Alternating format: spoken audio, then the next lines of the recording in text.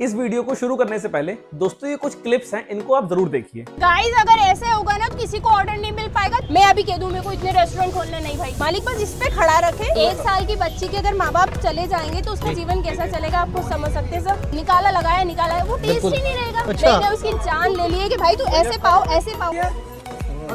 क्या आपको यहाँ पे बात नहीं करेगा।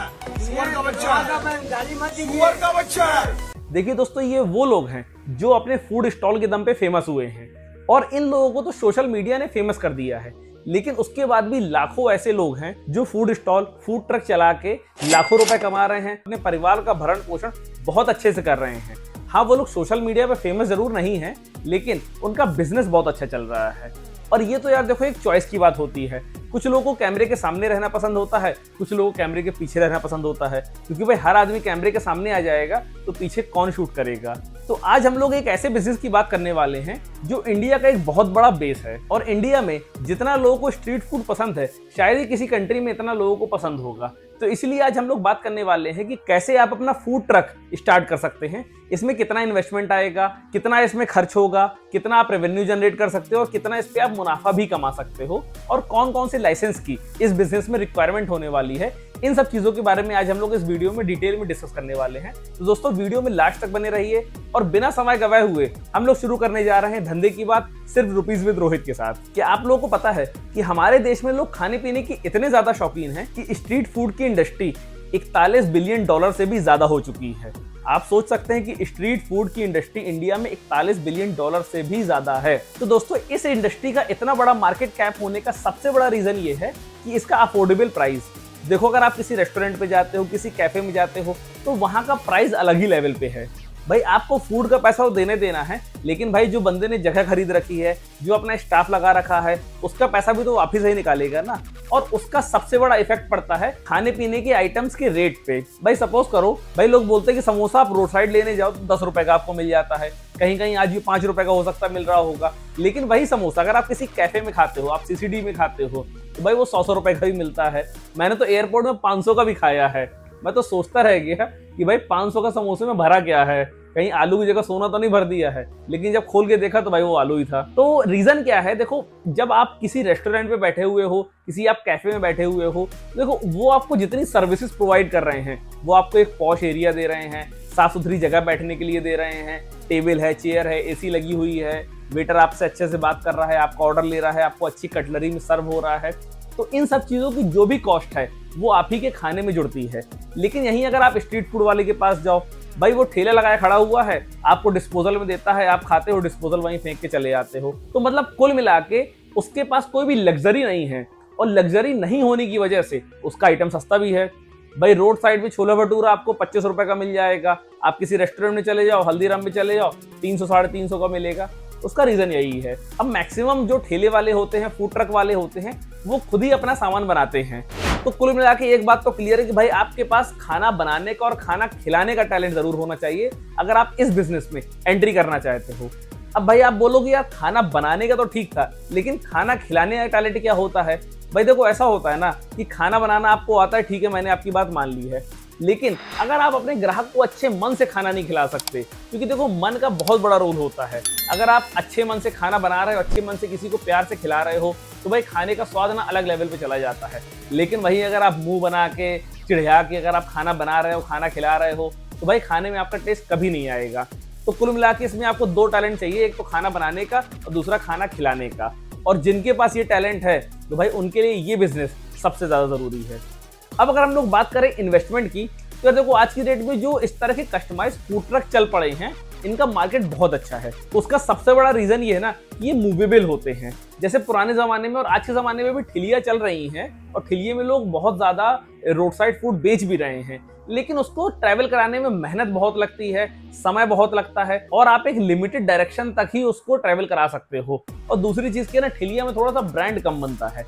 लेकिन जब हम फूड ट्रक की बात करें, मील्स ऑन व्हील्स, जब इस तरह की हम ट्रक की बात करते हैं ना, तो भाई ये अपने लिए बहुत अच्छा ऑप्शन हो जाता है। अच्छा, ये अपने साथ ही साथ लोगों के लिए बड़ा अच्छा ऑप्शन हो जाता है, क्योंकि वो फूड ट्रक की डिजाइनिंग वगैरह देख के आपके ट्रक के पास आते हैं।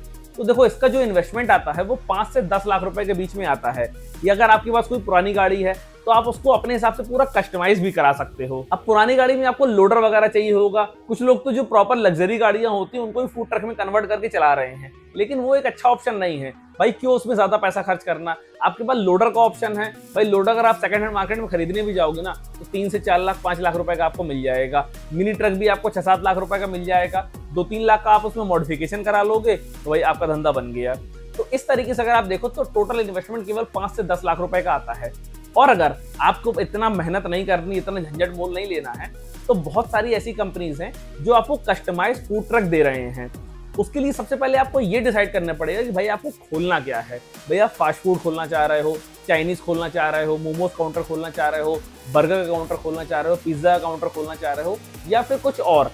जब ये आप डिसाइड कर लोगे ना तो उसके हिसाब से ऐसी कंपनी से आप कस्टमाइज बनवा पाओगे। ऐसी कंपनी डिटेल्स आपको गूगल में बहुत इजीली मिल जाएंगी। आप उनको सर्च करिए, उनसे मिलिए, आप उनसे बार्गेन करिए, रेट डिस्कस करिए, और जो भी आपका फाइनल होता है ना आप उस प्राइस पे उनसे खरीद लीजिए। वो आपके हिसाब से पूरा कस्टमाइज करके आपको ट्रक बेच देंगे और उस पर आप इजिली अपना बिजनेस स्टार्ट कर सकते हैं। अब गाइस बात आती है कि भाई आप अपना फूड ट्रक खड़ा कहाँ करो। देखो मैंने आपको बताया कि जो फूड ट्रक होता है वो मूवेबल होता है, तो ऐसी कोई पर्टिकुलर लोकेशन आपको एक देखनी पड़ेगी जहां पे रोज ले जाके आप अपना ट्रक खड़ा करो। बाकी अदर टाइम पे आप उसको अपने घर पे ले जाओ, अपने गोडाउन में ले जाओ, जहां आपकी मर्जी आप ले जाओ। अब जो प्लेस है वो पब्लिक प्लेस होना चाहिए भाई। वहां पे हजारों लोगों का डेली का आना जाना होना चाहिए, क्योंकि जहां पर भीड़ आती है ना वहीं पे सबसे ज्यादा स्ट्रीट फूड बिकता भी है। क्योंकि जब आदमी अपने घर से बाहर निकलता है तो यार उसको लगता है कि यार मैं कुछ चटपटा खाऊं, कुछ अच्छा खाऊं, तो यार वो फिर स्ट्रीट फूड की तरफ जाता है। और जहां पे वो आपका फैंसी सा ट्रक देखेगा ना वो सबसे पहले आपकी तरफ दौड़ता हुआ चला आएगा। एक तो ये ऑप्शन होगा कि आप पब्लिक प्लेस में खोल सकते हो, दूसरा आप स्कूल कॉलेज के बाहर लगा सकते हो, कॉर्पोरेट ऑफिसेज के बाहर लगा सकते हो, सरकारी ऑफिसेज के बाहर लगा सकते हो। कुल मिला के आपको ऐसी जगह चूज करनी है जहां पे लोगों का आना जाना ज्यादा हो, जहां पे फुटफॉल ज्यादा होता हो। जितना ज्यादा फुटफॉल होगा उतनी ज्यादा सेल बढ़ेगी। और ये भी आप ट्राई करिए कि वहां पे आसपास 2-3 फूड ट्रक और लगे हों, क्योंकि ऐसा होता है ना कि जहां पे जितनी ज्यादा दुकानें होती हैं उतना ज्यादा वहां पे कस्टमर भी जाता है। एक बहुत पुराना डायलॉग है कि भाई कद्दू कटेगा तो सब में बटेगा। वो यहाँ पे बिल्कुल फिट बैठता है कि कहीं पर अगर एक फूड स्टॉल लगा हुआ है ना तो भाई वहां पे कस्टमर कम आएगा, लेकिन कहीं पे अगर 5-6 फूड स्टॉल लग जाएं, फूड ट्रक खड़े हो जाएं, तो भाई देखो उसमें कोई चाइनीज वाला होगा, कोई फास्ट फूड वाला होगा, कोई आपका बर्गर वाला हो, कोई सैंडविच बनाता होगा, कोई मोमोज बनाता होगा, तो डिफरेंट आइटम होंगे। तो लोगों के माइंड में ये सोचा जाती है भाई वहां चलते हैं, वहां पे बहुत सारी वैरायटी मिल जाएगी, जिसका जो मन है वो खा लेना। तो कुल मिला के वहां जब जो कद्दू बनेगा और जब वो कटेगा तो वो सारे फूड ट्रक वालों में इक्वल बटेगा। भाई किसी की सेल कभी 2-4% ऊपर, किसी की सेल कभी 2-4% नीचे। ऐसा नहीं होगा कि भाई एक बंदे का बहुत चल रहा है, एक बंदे का बिल्कुल नहीं चल रहा है। हाँ, ऐसा सिर्फ एक कंडीशन पे हो सकता है कि अगर आपकी क्वालिटी बहुत ही खराब हो।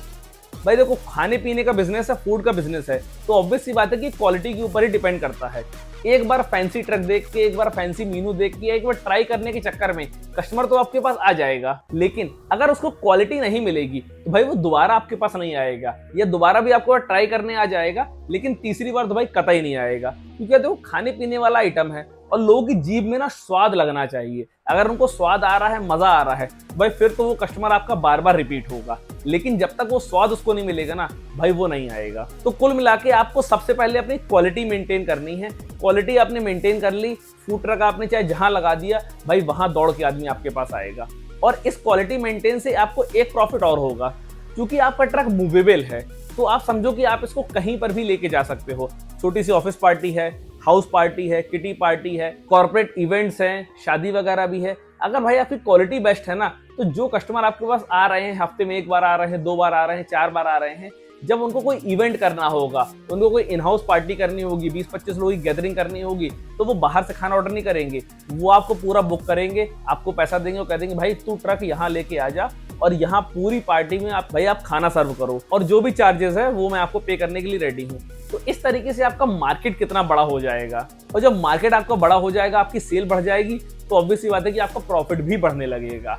कॉलेज फेस्ट में आप ट्राई कर सकते हो, कॉलेज के बच्चे हैं, स्कूल के बच्चे हैं, ट्रक आपने खड़ा कर दिया, फेस्ट में आप सेल कर रहे हो, भाई आपको पैसा मिल रहा है। और 1-2 दिन आप उस पर्टिकुलर लोकेशन पे जहाँ पे आप डेली खड़े भी होते हो ना, नहीं भी खड़े होगे, उसकी जगह दूसरी जगह से ज्यादा पैसा कमा रहे होगे, उसमें कोई इशू वाली बात नहीं है। ऐसा नहीं कोई एक दिन में आपकी जगह ले लेगा, या एक दिन आपने ट्रक नहीं लगाया तो भाई कस्टमर आपसे बिल्कुल कट जाएगा।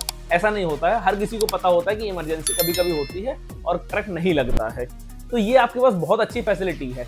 सबसे बड़ी चीज ये है कि आपका एक बहुत बड़ा एक्सपेंस बच रहा है। ना तो आपको कोई हैवी लैंड परचेज करनी है, ना उस पर बिल्डिंग बनानी है, ना उस पर हैवी इंटीरियर कराना है, ना उस पर आपको बहुत हैवी स्टाफ रखना है। आपके मिनिमम खर्चे बहुत कम है, तो कभी अगर आपकी सेल कम भी है तब भी आप इजीली अपने खर्चे निकाल सकते हैं। और सबसे बड़ी चीज ये है कि भाई अगर एक लोकेशन पे आपको कस्टमर नहीं मिल रहा है तो आप अपनी लोकेशन भी चेंज कर सकते हो। ये तो सबसे बड़ा बेनिफिट है। अब भाई रेस्टोरेंट तो कोई उठा के ले नहीं जाएगा कि यार मेरा रेस्टोरेंट इस एरिया में नहीं चल रहा है, मैं सामने वाले एरिया में रेस्टोरेंट लगा लेता हूँ। भाई ऐसा नहीं हो सकता, लेकिन आप ऐसा कर सकते हो। अब देखो इस बिजनेस को और मिनिमम खर्चे पे कैसे चला सकते हैं। देखो मैंने आपको बताया था कि भाई आपके पास खाना बनाने का टैलेंट होना चाहिए, तो भाई मैं आपको सजेस्ट करूंगा कि आप स्टार्टिंग में खुद ही अपने ट्रक पे खाना बनाओ। अगर आपको हेल्पर की रिक्वायरमेंट है तो आप एक हेल्पर जरूर रख लो, लेकिन स्टार्टिंग से अगर आप शेफ के चक्कर में पड़ोगे ना तो भाई फिर आपके खर्चे बहुत ज्यादा बढ़ जाएंगे।